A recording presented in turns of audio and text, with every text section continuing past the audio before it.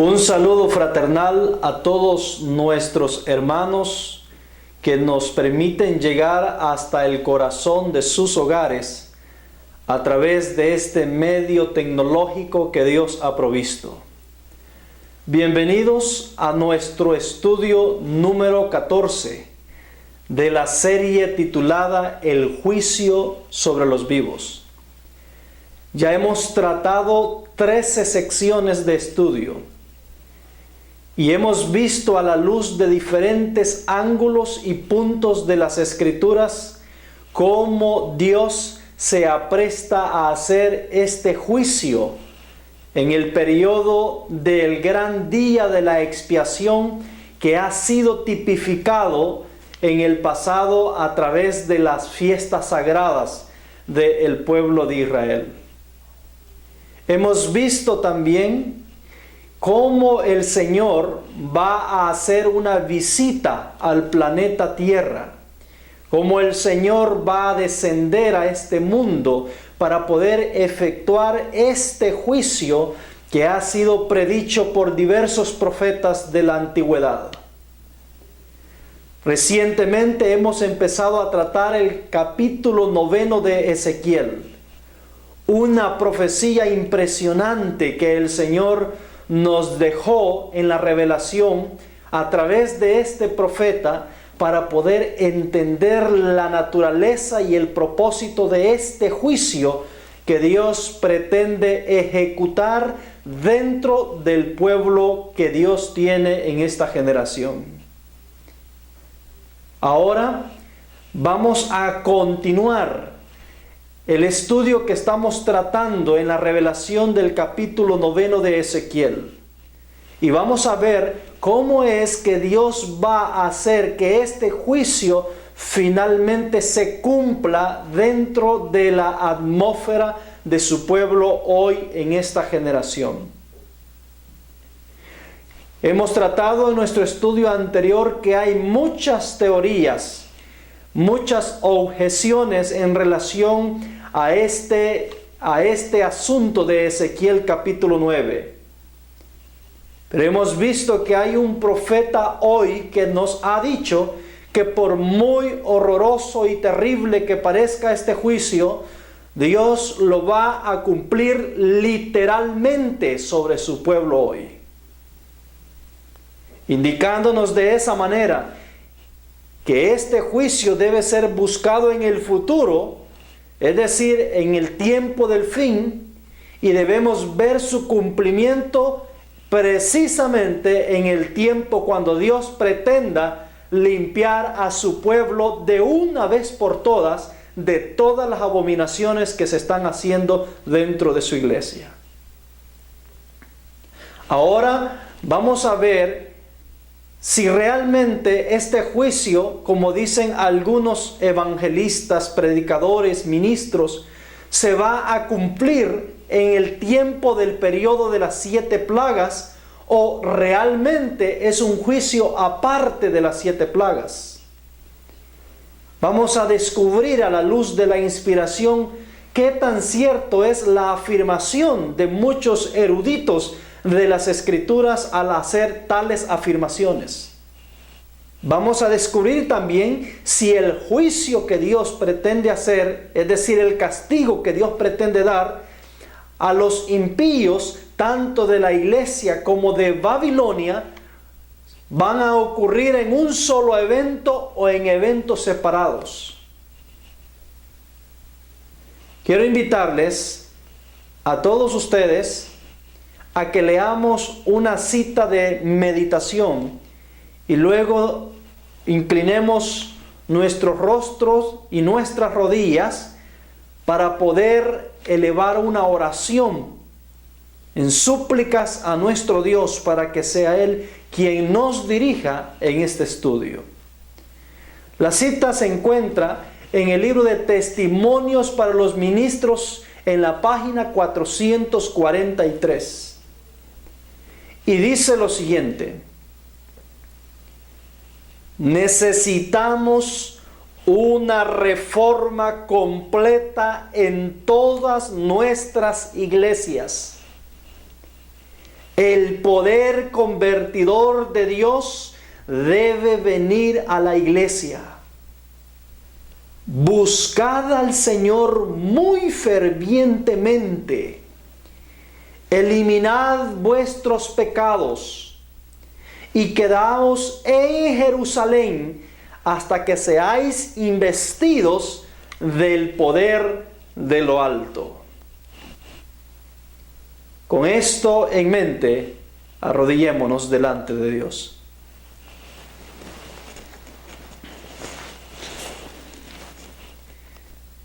Padre eterno que habitas en los cielos, gracias, oh Dios, le damos porque nos ha permitido tener el privilegio de venir delante de su grande presencia.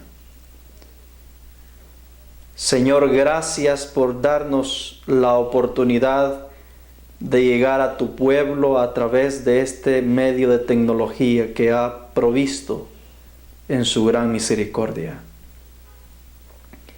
Le rogamos, oh Dios, que esta verdad y este mensaje no vaya a caer en oídos sordos, sino que el Espíritu de verdad pueda conducir, guiar, abrir el entendimiento de todas aquellas almas sedientas de justicia. Ayúdanos, oh Dios, para que este estudio pueda exaltar tu nombre y para que el Espíritu Santo pueda ser glorificado en la vida de todos aquellos que lo reciban.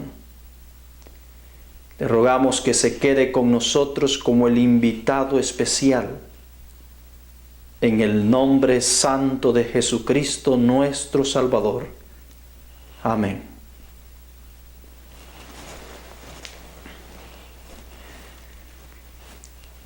La cita recién leída nos dice de parte de la sierva de Dios: urge, necesitamos una reforma genuina dentro de la iglesia de Dios. Urge el poder convertidor de Dios que venga a nuestra iglesia, a nuestro pueblo. Pero para que el poder convertidor de Dios venga, mis queridos hermanos, es indispensable que usted y yo busquemos al Señor muy fervientemente, no frívolamente, no de una forma mediocre, sino muy fervientemente, para que el poder convertidor de Dios pueda venir. Es necesario, nos decía la cita, es necesario eliminar nuestros pecados de nuestras vidas.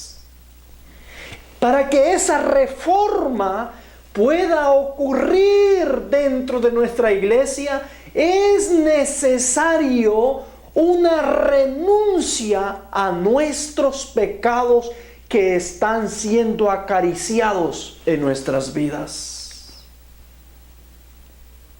Dice la inspiración que es necesario hacer una reforma en nosotros. No podemos, mis queridos hermanos, no podemos seguir con el patrón que estamos caminando ahora mismo dentro de las filas del pueblo de Dios.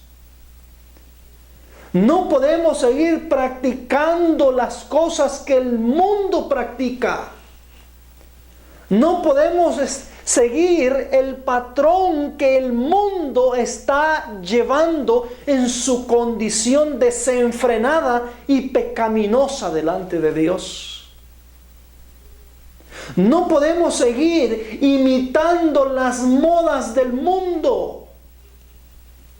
No podemos seguir imitando la manera de comer que el mundo está llevando.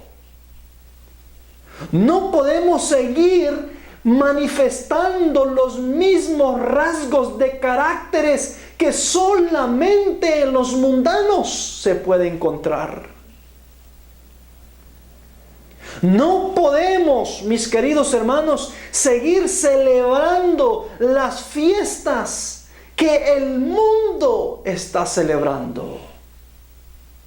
Necesitamos una reforma, una conversión dentro de las filas del pueblo de Dios. Necesitamos una renuncia total a estas inclinaciones pervertidas que el mundo ha introducido dentro de nuestra iglesia.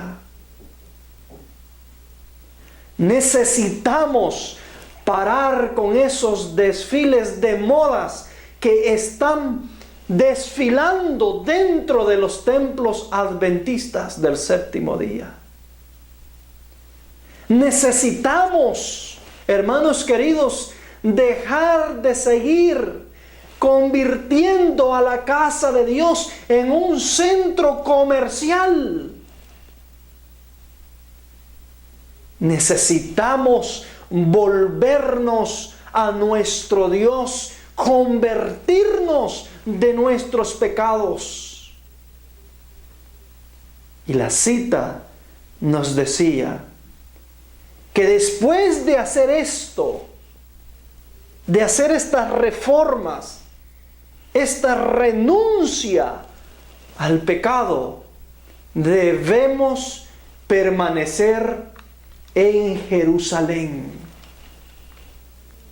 Dios no le ha autorizado a ningún hermano, a ningún miembro, a abandonar las filas del pueblo de Dios.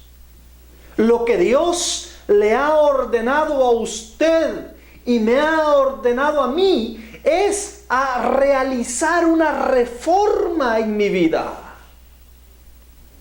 Me ha ordenado y nos ha ordenado a abandonar los pecados. Nos ha ordenado, mis queridos hermanos, a hacer una renuncia de todas las abominaciones que estamos cometiendo dentro de las filas del pueblo de Dios.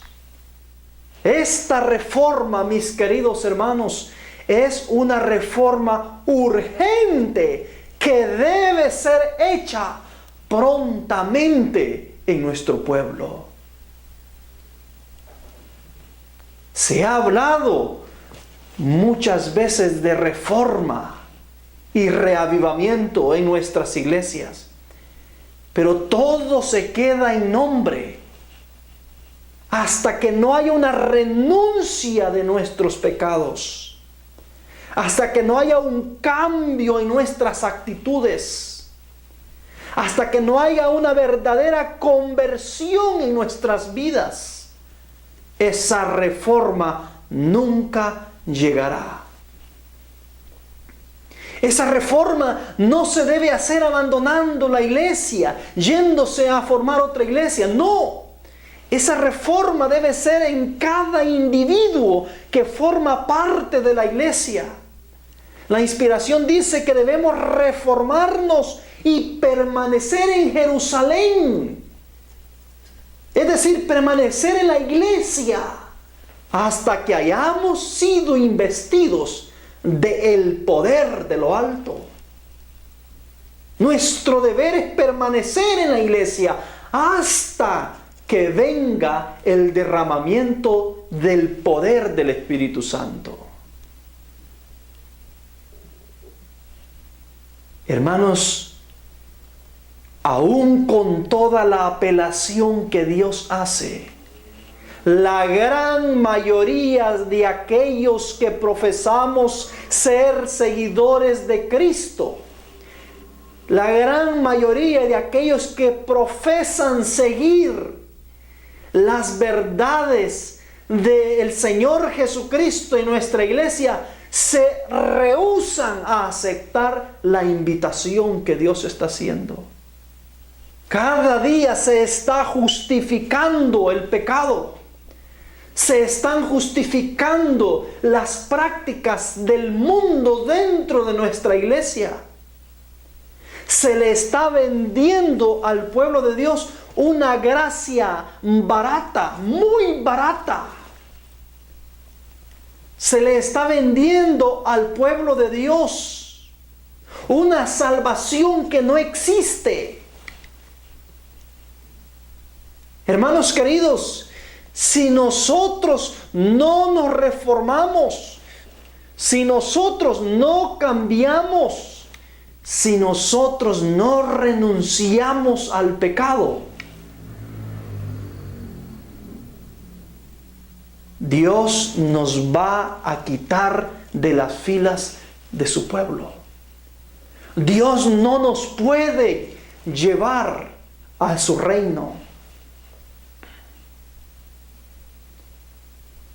Hay un falso mensaje rondando dentro del pueblo adventista. El falso mensaje de que todo va a estar bien. El falso mensaje de paz y seguridad. El falso mensaje que le hace a la gente creer en una falsa esperanza que no es. La Escritura en el libro de Primera de Tesalonicenses, en el capítulo 5, versículo 3, nos dice algo impresionante y que seguramente usted habrá leído más de alguna vez. Ahora vamos a volver a leerlo y mire lo que dice la inspiración.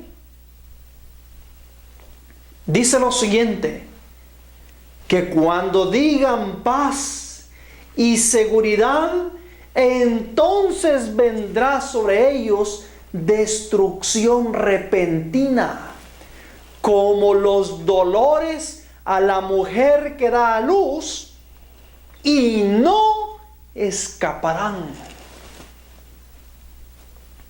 Estoy seguro que más de alguna vez usted ha leído esta escritura. Y también estoy seguro que generalmente usted le aplicó esta escritura al mundo impío, a los paganos, a los que generalmente la iglesia considera como algo menos, dignos de los juicios de Dios. Porque nuestro orgullo laodicense es tan grande al punto de que en nuestra mente concebimos la idea que el mundo sí debe ser castigado, que el mundo sí debe ser destruido, pero no concebimos la idea que la iglesia debe ser castigada por sus pecados. Porque eso atenta contra nuestro orgullo laodicense.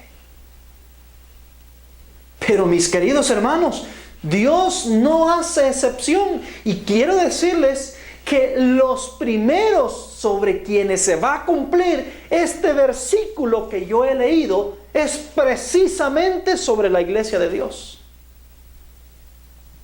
Esto de paz y seguridad es un mensaje que muchos dirigentes del pueblo, muchos predicadores del pueblo están enseñándole a la iglesia. Y sobre ellos se va a cumplir lo que está diciendo Tesalonicense. Están dando un mensaje de paz y seguridad, cuando lo que Dios ha anunciado es un mensaje de juicio que lo tenemos a las puertas. Dice Joya de los Testimonios, volumen 2, en la página 66. Mire lo que dice, póngale atención, amados hermanos, a esta cita. Dice lo siguiente: aquí vemos que la iglesia, el santuario del Señor, era la primera en sentir los golpes de la ira de Dios. Mire sobre quiénes va a caer destrucción repentina primeramente. Es decir, Dios pretende castigar al mundo. Y de acuerdo a esta cita, el castigo primeramente debe iniciar sobre su pueblo. Ella es la primera que va a probar la ira de Dios. Evidentemente, si ella es la primera, mis queridos hermanos, es porque hay otros que son segundos en probar la ira de Dios. Ellos son los primeros, la iglesia es la primera, y es evidente que el mundo serán los segundos en probar la ira de Dios. Y eso está acorde al orden que Dios ha establecido. Dios no puede castigar el mundo sin antes no haber castigado su iglesia, aquella que ha recibido los privilegios de la verdad y que muchos no han caminado por ella. Dios no puede ir a corregir al mundo de sus impiedades, de sus pecados, si antes no ha dado un ejemplo digno al mundo de que si no perdona a los suyos que han cometido traición contra las órdenes y el gobierno de Dios, tampoco los va a perdonar a ellos. Es necesario que el dueño de la casa primero dé ejemplo en su propia casa. Esto, mis queridos, es impresionante. Esa es la gran revelación que se le presentó a Ezequiel. Por eso Ezequiel quedó espantado, quedó angustiado, afligido. Y no es para menos. No es para menos la aflicción del profeta, mis hermanos. Este juicio es real. Hemos visto con los escritos de la hermana White que ella está viendo este juicio en el futuro. Y la gran preocupación de la profeta es que la iglesia sigue dormida. La iglesia sigue cerrando sus oídos para no escuchar el mensaje de Dios. La iglesia sigue cerrando sus oídos para no oír la voz de Dios. Aun cuando Dios ha mandado la severa advertencia a través del mensaje de la hora. Los ancianos, los líderes del pueblo que deberían estar más a la expectativa, que deberían estar en mayor cuidado sobre la iglesia, están durmiendo sobre sus laureles. En lugar de instar al pueblo a que avance en una reforma, en una conversión al Dios del cielo, en lugar de instar al pueblo a renunciar a sus pecados, ellos mismos están llevando al pueblo a la mundanalidad y corrupción. Ellos mismos están incitando al pueblo para que practique las cosas que el mundo practica. Hermanos, esto es serio. Esto es serio porque los que deberían estar abriéndole los ojos al pueblo los tienen cerrado.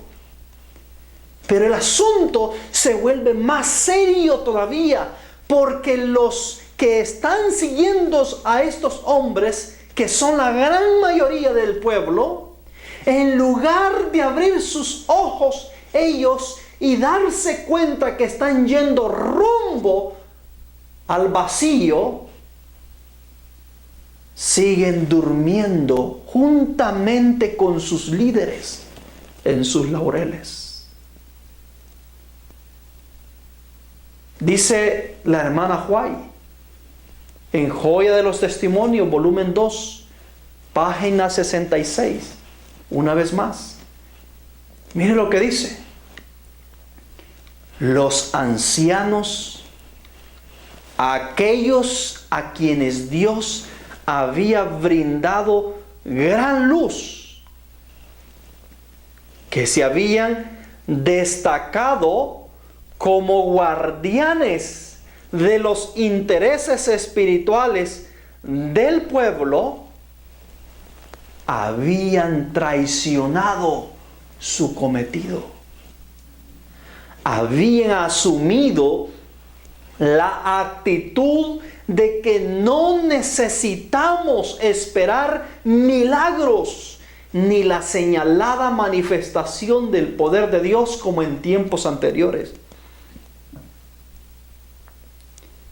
Y mire lo que dicen estos ancianos dormidos. Los tiempos han cambiado. Estas palabras fortalecen su incredulidad y dicen: el Señor no hará bien ni mal. Es demasiado misericordioso para castigar a su pueblo. Mire, mis queridos, lo que dicen los ancianos, los líderes del pueblo. Y dice ella, aplicando lo que decía Tesalonicense: así el clamor de paz y seguridad es dado por hombres que no volverán a elevar la voz como trompeta, para mostrar al pueblo de Dios sus transgresiones y a la casa de Jacob sus pecados. Estos perros mudos que no querían ladrar son los que sienten la justa venganza de un Dios ofendido. Hombres, jóvenes y niñitos, todos perecen juntos. Hermanos, dice que los ancianos, aquellos que habían recibido más luz, generalmente está la creencia en nuestro pueblo que los líderes de nuestra iglesia son los que más entienden la verdad que profesa la iglesia. Pues estos líderes, que es a lo que ella está haciendo alusión, los ancianos, la gente de experiencia, las personas de experiencia que están al frente de la iglesia, dice, pues estos líderes se encontraban delante del cielo como traidores. Así los ve Dios, como traidores de su cometido. Han cometido alta traición contra el gobierno de Dios. Por eso en Isaías 61 estudiamos al principio de esta serie que Dios se va a vengar en Sión. Y aquí están de quienes se va a vengar: de los que han traicionado su cometido, de los que han dicho que el Señor no hará bien ni mal, de los que han dicho a la iglesia: paz, paz, Él es demasiado misericordioso, es imposible que Él castigue a su pueblo. Hermanos, volvemos al mismo punto. La iglesia concibe la idea de que Dios va a castigar al mundo, porque el mundo es terrible, es perverso, es impío, pero no concibe la idea que pueden ellos ser también castigados por Dios. Pero la Escritura y la inspiración me están diciendo a mí que Dios va a castigar, se va a vengar primero de su iglesia. Son ellos los que van a sentir la justa venganza de un Dios ofendido. Y la destrucción, la matanza que se describe en Ezequiel 9 va a iniciar por estos ancianos, estos líderes del pueblo de Dios. Y se va a extender sobre mujeres, niños, jóvenes, hasta que no quede ninguno. Es una destrucción general de todos aquellos impíos dentro de la iglesia de Dios que no reciben el sello de la aprobación del cielo. La escritura, la inspiración, les llama perros mudos que no querían ladrar.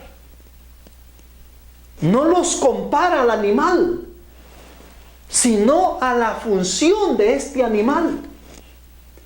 La función del perro es ladrar cuando ve que alguien ajeno a de los que viven en esa casa donde él cuida está llegando.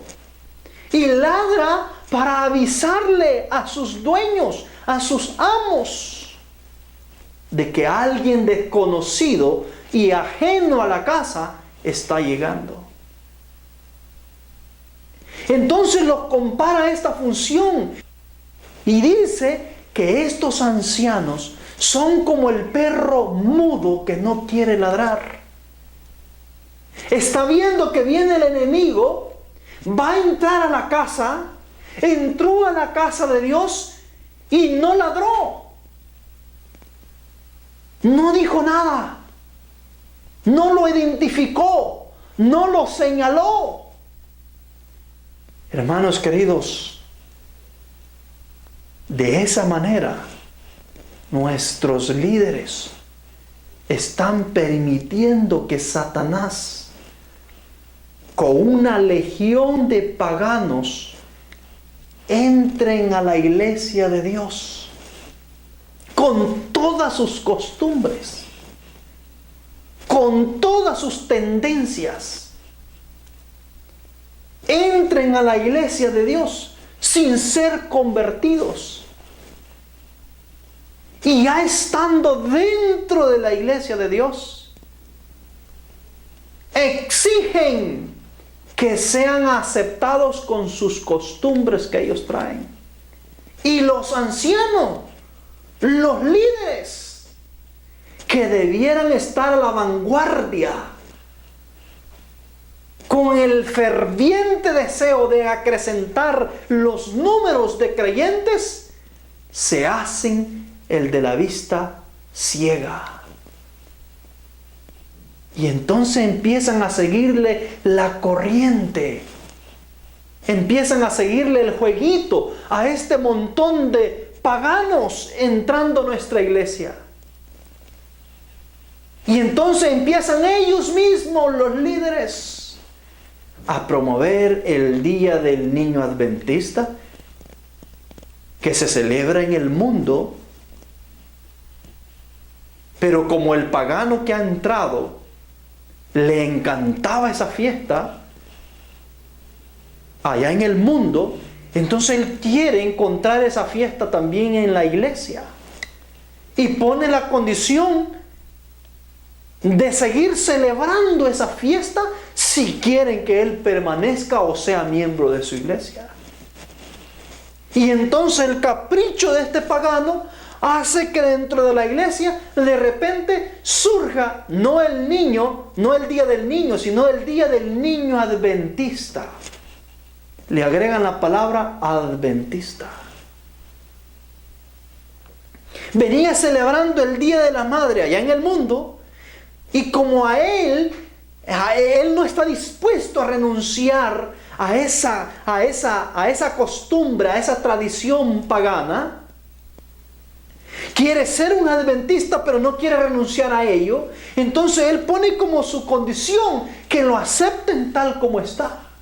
Y como los números son importantes a la vista de los ancianos, de los líderes, pastores, lo aceptan. E inventan el Día de la Madre Adventista. Y así sucesivamente. El Día del Amor y la Amistad, el que el mundo celebra en honor y dedicación a la diosa Afrodita. Pero como quieren que se haga adventista y los perros mudos no quieren ladrar al ver la tendencia que trae esta persona, sino que le siguen el juego Así es de que instituyen dentro de la iglesia adventista el día de la amistad, el día del amor y la amistad adventista. Es la iglesia, mis queridos hermanos, siguiéndole el juego al mundo. Eso no fue lo que Dios instruyó a la iglesia a seguir. Dios quería que su iglesia fuera cabeza, que el mundo imitara la conducta y la acción de la iglesia, no que la iglesia imitara al mundo. El problema es que los perritos cuidadores que están para cuidar la casa, en lugar de levantar su voz y ladrar ante estas terribles cosas que se han introducido a la iglesia súbitamente, se han quedado callados. En nuestras iglesias hay un desfile de moda cada sábado, porque muchos de estos vienen con las tendencias del mundo. Han vivido toda la vida vistiendo como el mundo. Y cuando se hacen adventistas, ellos ponen como condición seguir vistiéndose como el mundo se viste. Y como a aquellos les interesan los números, no les importa. Porque dicen que lo que Dios ve es el corazón, no lo exterior. Y ahí están diciendo una verdad y una mentira a la vez. Dios ve el corazón, sí, claro. No ve el exterior al momento de llamar a alguien. Es evidente. Cuando Dios ve una hermana mal vestida, Dios ve que el corazón de esta hermana hay lujo, hay lujuria, hay mundanalidad. Efectivamente, Dios lo ve. Entonces Dios quisiera que su pueblo fuera y le dijera a la hermana que el corazón que tiene y que debe abandonarlo, que debe renunciar a ello para poder salvarse. Eso es verdad. Pero el querer decir que Dios ve el corazón con la intención de justificar la acción es tratar abiertamente a Dios de corrupto. Mis queridos hermanos, esta obra de reforma es una obra urgente que necesita ser hecha dentro del pueblo de Dios. Pero los perritos que han sido puestos para ladrar no lo están haciendo. Si usted, mis queridos hermanos, si usted, mi querido hermano, no toma sus decisiones ajenas a lo que sus líderes le digan, usted correrá el mismo destino de lo que van a correr sus líderes. Porque a partir de ahora, si usted está viendo este video, usted no es inocente de la realidad que nuestra iglesia está viviendo. Quiero que analicemos 3 puntos importantes dentro de la escena que estamos viendo en Ezequiel. Ya hemos visto que urge una reforma, una renuncia de nuestros pecados. Y hemos visto que debemos permanecer en Jerusalén, en la ciudad. Mira, interesante que cuando Ezequiel ve la visión, ve a un ángel que va sellando a los que gimen y claman. ¿Y sabe dónde estaban estos que iba sellando el ángel? Estaban dentro de la ciudad. Ellos no estaban siendo partícipes de las abominaciones de la ciudad. Estaban llorando, lamentándose, tristes por todas las atrocidades que estaban haciendo los hijos de Dios dentro de la ciudad. Ellos no estaban gimiendo y clamando por los que estaban fuera de la ciudad, por el mundo externo. No, estaban gimiendo y clamando por las abominaciones que se estaban haciendo en la ciudad. Y la ciudad era Jerusalén. En esa escena de Ezequiel encontramos 4 términos que debemos tener bien claro en nuestras mentes. El primer término que encontramos es la ciudad. En esa escena de Ezequiel, capítulo 9, encontramos 4 elementos que deben ser comprendidos por todos nosotros.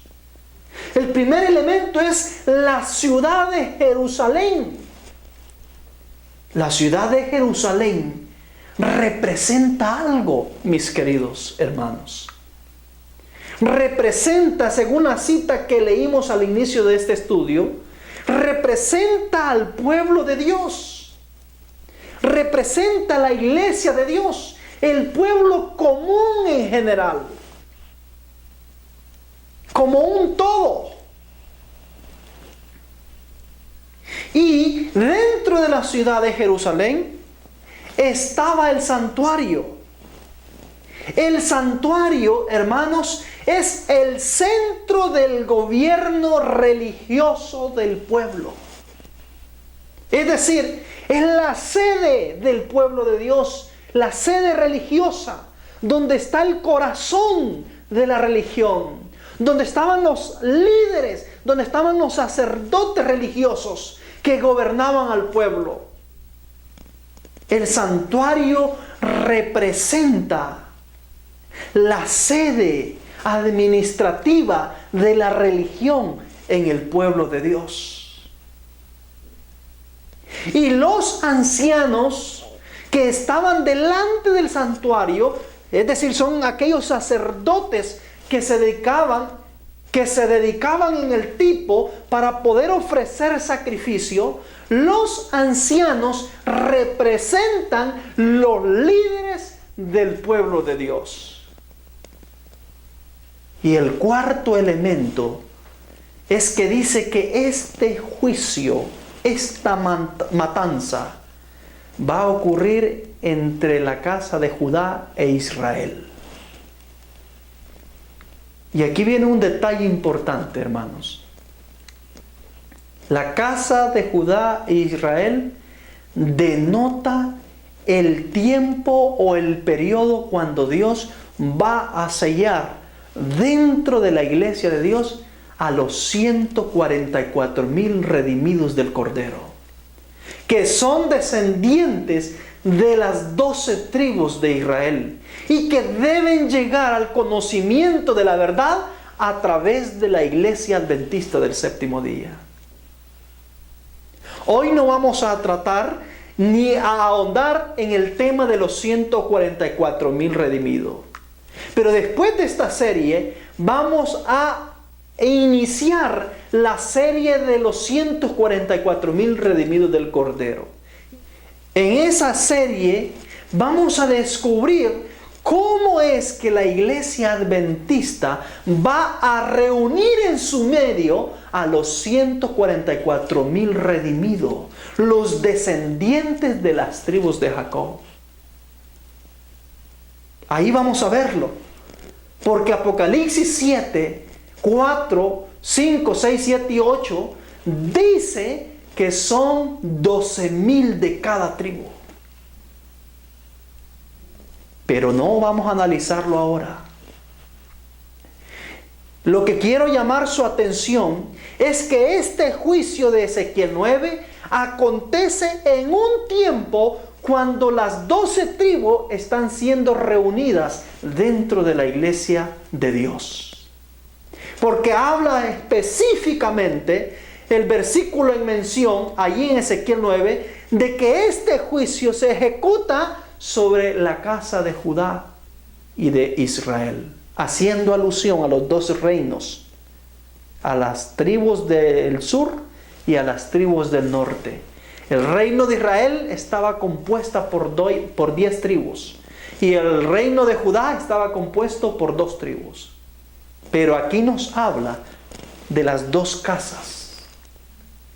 Esta es una razón más, mis hermanos, que la aplicación que muchos están queriendo hacer de la destrucción de Jerusalén en relación al acontecimiento que se le presenta a Ezequiel en el capítulo 9, no puede ser la destrucción de Jerusalén por manos de Nabucodonosor. Porque Nabucodonosor solamente destruyó la casa de Judá, no la casa de Israel. La casa de Israel fue destruida por el rey de Asiria, no por el rey de Babilonia. Entonces, hermanos, lo que yo quiero que nos grabemos con estos elementos que le he presentado es que Dios está tratando de un juicio con su pueblo, con la Jerusalén antitípica, con la Jerusalén de hoy, con la iglesia de Dios hoy en esta tierra.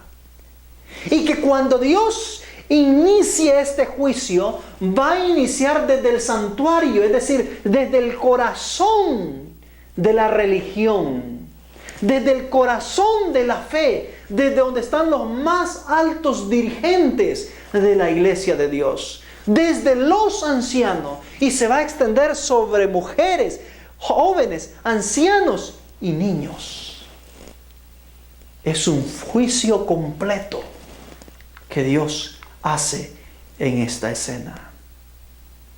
Y entonces, con esto en mente, traemos a colación la pregunta o la objeción de algunos hermanos de la iglesia adventista, algunos estudiosos de la Biblia. Traemos a colación aquella objeción de que Ezequiel 9, si es verdad, no se cumplió en el pasado, pero se va a cumplir hasta el tiempo de las 7 plagas. Y entonces aplican el juicio de Ezequiel 9 a un evento que viene en relación a las 7 plagas postreras. Yo, en nuestros estudios anteriores, les dije que hay 2 tipos de aplicaciones. Está la aplicación directa, que solamente es una vez cuando se puede cumplir dicha aplicación, donde todos los elementos en el juego se cumplen simultáneamente en el momento del evento. Y está también las aplicaciones indirectas o parciales, donde un profeta, por X eventos que se vaya a dar, aplica ciertos elementos de X profecía a ese evento que se da, pero no toma todos los elementos de la profecía, sino algunos. Esas son aplicaciones indirectas o parciales. Y ahora mire lo interesante. Algunos eruditos quieren aplicar el escenario de Ezequiel 9 de una manera directa en el tiempo de las 7 plagas. Pero hoy vamos a ver que respetando el orden bíblico, respetando la naturaleza de la revelación bíblica, eso no puede ser. Y voy a poner unos ejemplos ahora mismo en la pantalla, que usted puede verlo. Las diferencias entre el juicio de Ezequiel 9 y las diferencias entre el juicio de las 7 plagas. Miren lo interesante. La primera diferencia es que en Ezequiel 9 hay 5 destructores los que van a ejecutar el juicio. Y en el juicio de las 7 plagas postreras, los destructores no son 5, sino que son 7, porque son los 7 ángeles que derraman las copas de la ira de Dios. Otra diferencia entre el juicio de Ezequiel 9. el juicio de Ezequiel 9 se mencionan que hay instrumentos de destrucción. Pero en el juicio de las 7 plagas no son instrumentos de destrucción, sino copas llenas de plagas. Plagas que van a hacer uso de elementos naturales para poder ejecutar esos juicios. Es decir, por ejemplo, en la segunda plaga y en la tercera plaga, Dios hace uso de los elementos naturales como son los ríos, las fuentes de aguas y el mar, y los convierte en sangre. Es decir, Dios hace uso de esos elementos naturales para castigar a los habitantes de la tierra de ciertos puntos del planeta Tierra. Es decir, hace uso de elementos naturales para ejecutar sus juicios. Pero aquí, en Ezequiel 9, se habla de instrumentos de destrucción que causan una destrucción literal sin hacer uso intermedio de otros elementos naturales. La tercera diferencia que encontramos en ambos juicios es que la destrucción o el juicio que se efectúa en Ezequiel 9 es sobre Jerusalén, la ciudad de Jerusalén. Y la destrucción que se efectúa con las 7 postreras plagas, o sobre quienes se efectúa la destrucción de las 7 postreras plagas, es sobre Babilonia. Y yo creo que todos vamos a estar de acuerdo en que Jerusalén es una cosa y Babilonia es otra cosa. Y que nunca en las Escrituras Dios confunde a Babilonia con Jerusalén, ni a Jerusalén con Babilonia, como algunos eruditos están tratando de torcer en esa escena. Apocalipsis 18:4 dice que las plagas son sobre los babilonios, y por eso se da el último fuerte pregón sobre todas las naciones que han bebido del vino del furor de la fornicación de Babilonia, a que abandonen Babilonia para que no practiquen los pecados de Babilonia y no reciban las plagas que van a caer sobre Babilonia. Hermanos queridos, hay una abismal diferencia entre uno y del otro. Y la cuarta contradicción es que en el juicio de Ezequiel 9, los afectados son Israel y Judá, su pueblo.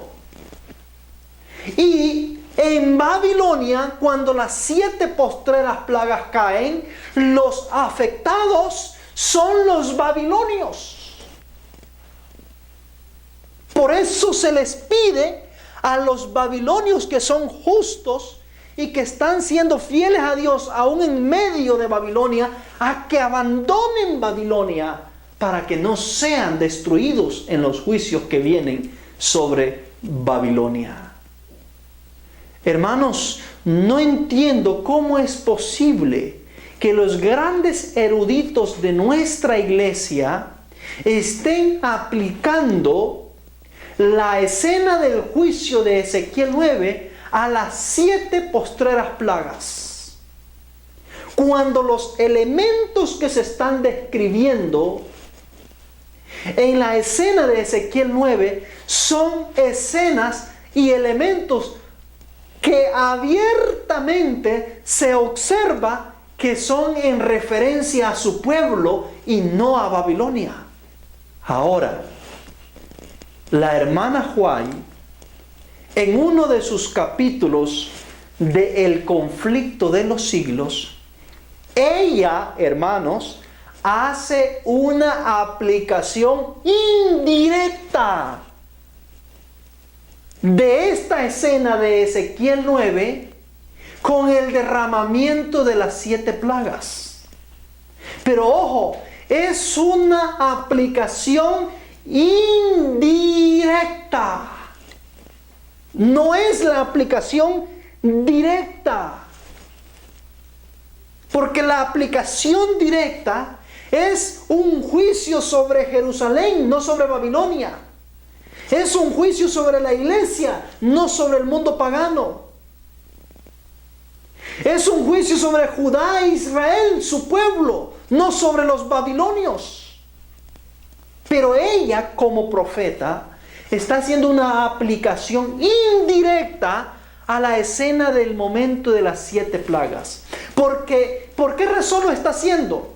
Porque en relación a la escena de Ezequiel 9 y a la escena del derramamiento de las 7 plagas, hay un punto en común. Y por eso es que ella está retomando o está haciendo una aplicación parcial. Y el punto en común es que en ambos lados se destruye al impío.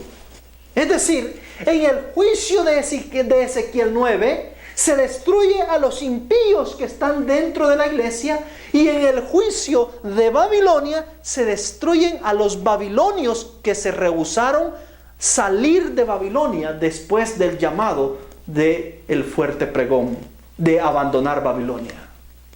Por ese punto en común es que ella está usando parcialmente la escena de Ezequiel 9. Voy a leerla. Está en el libro de El conflicto de los siglos, en la página 638. Allí ustedes van a ver que esta cita está en el contexto de los juicios de las plagas. Pero ella cita la cita que literalmente hemos leído cuando ella la está aplicando a la iglesia primeramente. Dice: la marca de redención ha sido puesta sobre los que gimen y se angustian a causa de todas las abominaciones que se hacen.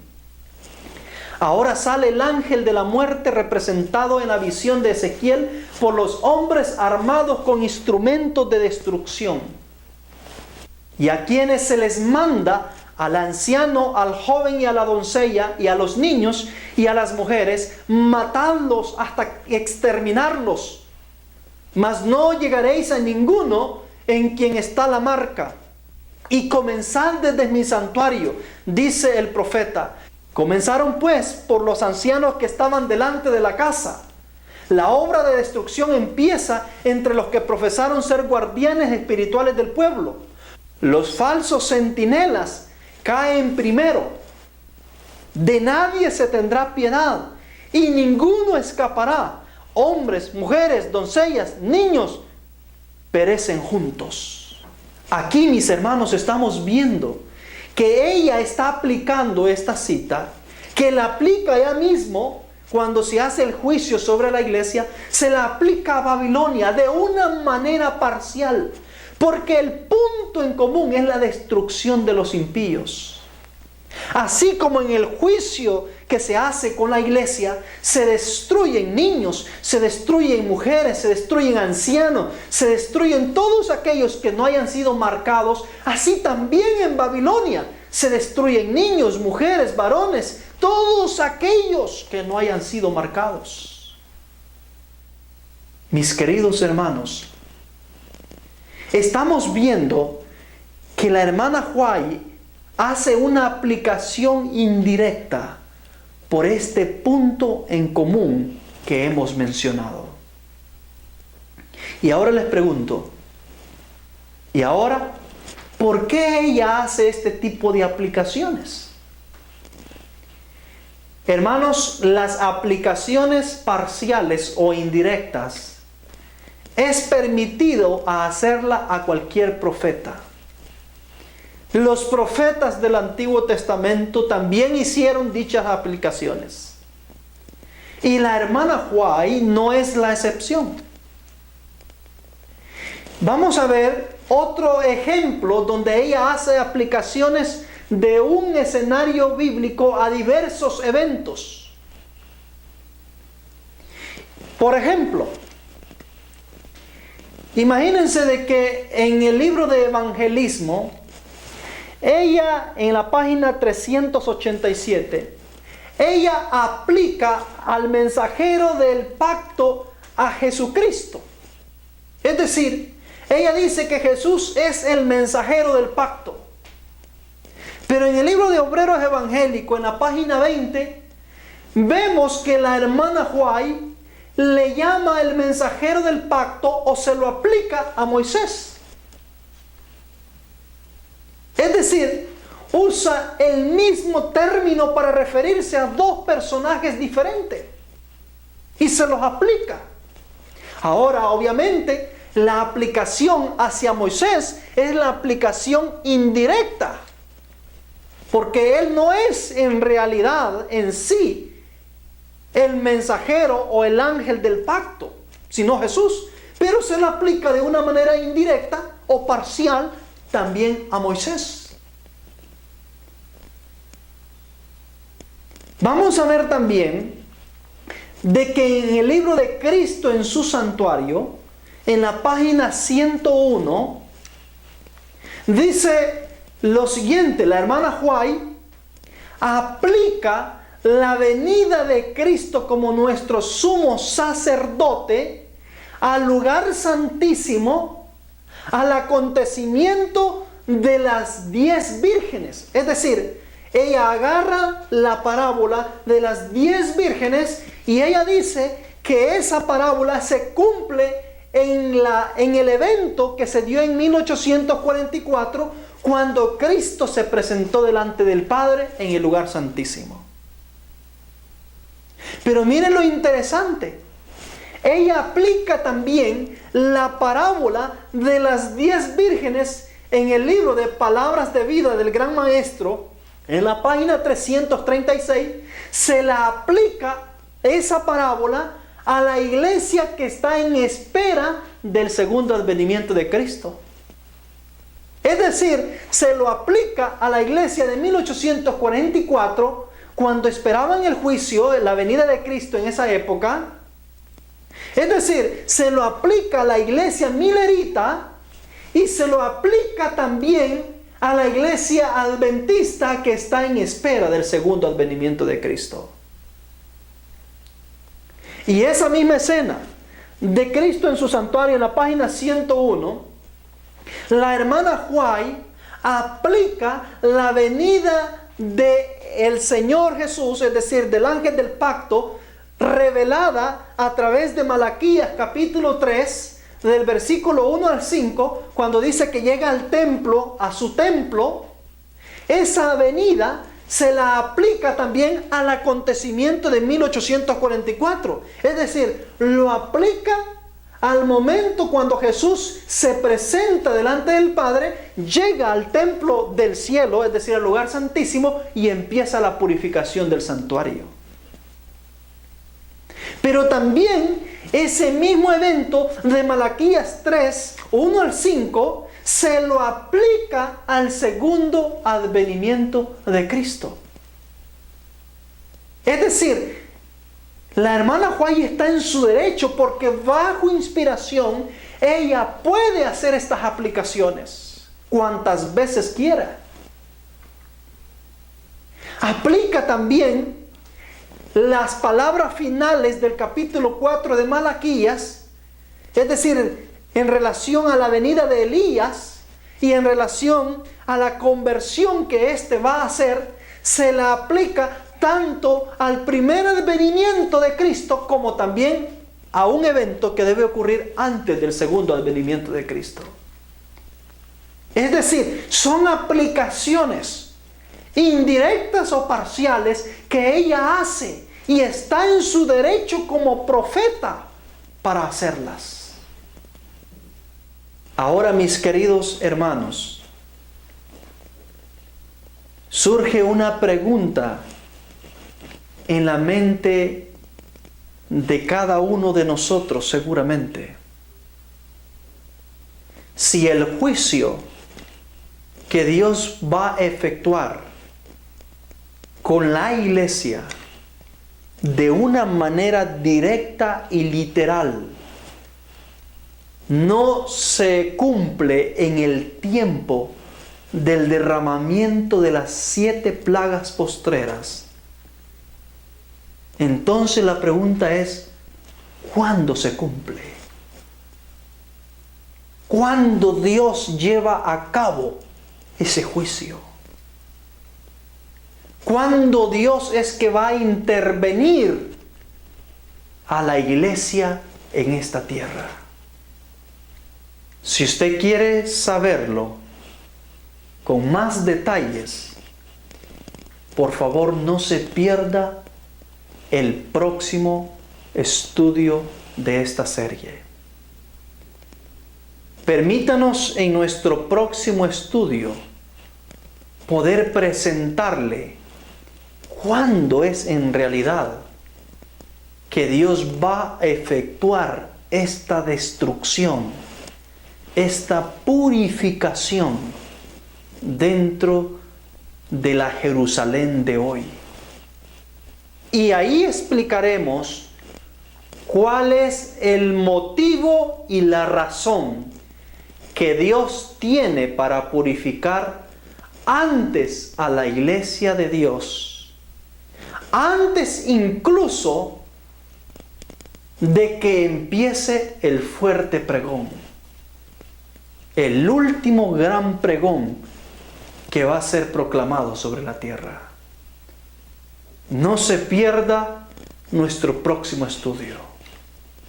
Que el Señor del cielo pueda bendecir su vida, hoy y siempre.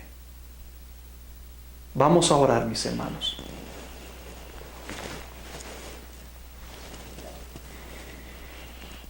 Bendito Dios, gracias le damos por darnos el privilegio y la oportunidad de poder venir delante de su presencia. Le pedimos, oh Dios, que sea usted nuestra luz, nuestra guía. Permítenos, oh Dios del cielo, poder ser encontrados entre aquellos que van a ser sellados. Ayúdanos, oh Dios, a poder ganar la victoria sobre el pecado. Bendice, Dios del cielo, a tu iglesia. Despierta, Padre, el deseo entre tu pueblo de una verdadera reforma en nuestras vidas. Quédese, oh Dios, con nosotros. Permítanos su bendición. En el nombre de Jesús. Amén.